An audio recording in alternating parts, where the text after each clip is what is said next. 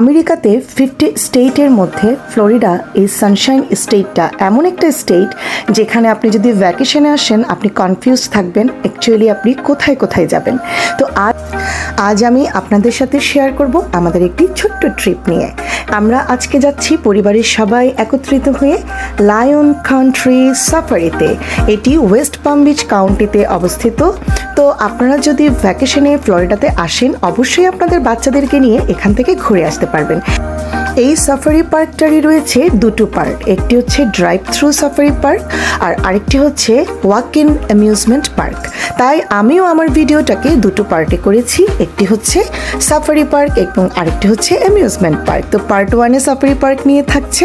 আশা করি আপনারা শেষ পর্যন্ত আমার ভিডিওটি দেখবেন এবং ভালো লাগলে লাইক কমেন্ট শেয়ার করবেন। অলরেডি আপনারা দেখতে পেয়েছেন আমরা ওখানে পৌঁছে গিয়েছি এবং টিকিট করেছি। টিকিট সম্পর্কে একটু বলি, অ্যাডাল্টদের জন্য হয়েছে এখানে $55 করে এবং ছোটদের জন্য $45 করে, বাট আন্ডার 2 ফ্রি। আমরা কিছু স্ন্যাক্স জাতীয় খাবার দাবার নিয়ে গিয়েছিলাম, যেহেতু সবাই একটু হাংরি ছিলাম তো আমরা খাবার খাচ্ছিলাম এবং আমাদের ফ্রেশ হওয়ার জন্য এই জায়গাটাই ছিল। এরপরে আমরা যখন ড্রাইভ থ্রুতে যাব ওখানে কোনো চান্স থাকবে না রেস্টরুমে যাওয়ার বা ফ্রেশ হওয়ার। তো অলরেডি আমরা রওনা দিয়ে দিয়েছি। তো আপনাদেরকে আমি এই সাফারির একটু হিস্ট্রিটা জানাতে চাচ্ছিলাম। এই সাফারিটা প্রথম ইউএসএতে 1967-এ ওপেন হয়।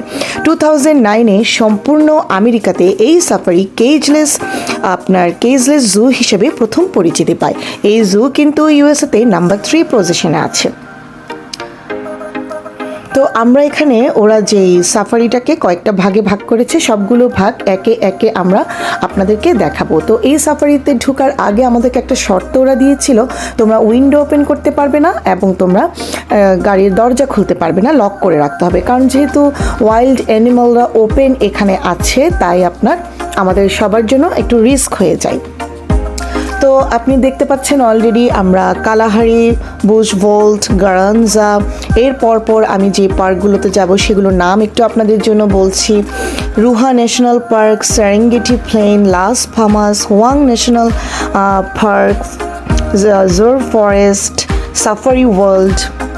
তো একে একে আপনারা সবগুলোই দেখতে পাচ্ছেন। যেহেতু লায়ন কান্ট্রি সাফারি পার্ক, এখানে আমরা লায়ন দেখব না তা কি হয়। তো এখানে একজন ফাদার অ্যান্ড মাদারকে দেখতে পেয়েছেন এবং ওদের ছিল 4 জন কিডস। তো ওরা এখানে এই পার্কটা, সম্পূর্ণ পার্কটা 600 একর জায়গা নিয়ে করেছিল। তো এই পার্কটাতে ওরা যেটা বলে যে এখানে 900 ওয়াইল্ড অ্যানিমালস আছে, কিন্তু সত্যি কথা বলতে আমরা এত প্রজাতির অ্যানিমালস এখানে দেখিনি। বেসিক্যালি যা দেখতে পেয়েছি আমরা এখানে বেশিরভাগই আছে বিভিন্ন জাতের এন্টেলোপ। কারো হয়তো শিংটা বড়, কারো শিং ছোট, কারো হয়তো মাথা